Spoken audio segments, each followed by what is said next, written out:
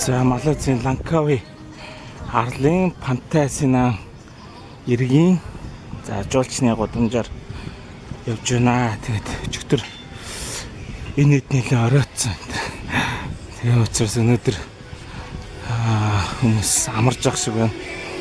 Ерөөсөө хүн алга. За манай найз битээр одоо мөнгө солиулах гэж явж байна. Мөнгөө солиулчаад 2 цагт далайн арлуудын аялалд явах хэрэгтэй. Тэгээд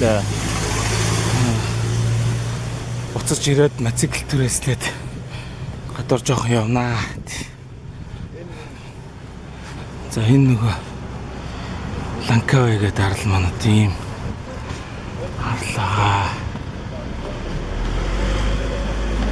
Бид нар л одоо энд байгаа юм те. Синам бич энд байгаа.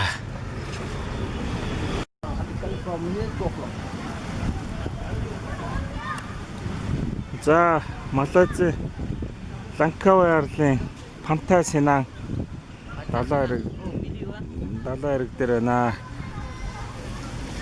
Энэ одоо 2 цагт хүрээд тэгээ явъя гэж шүү дээ.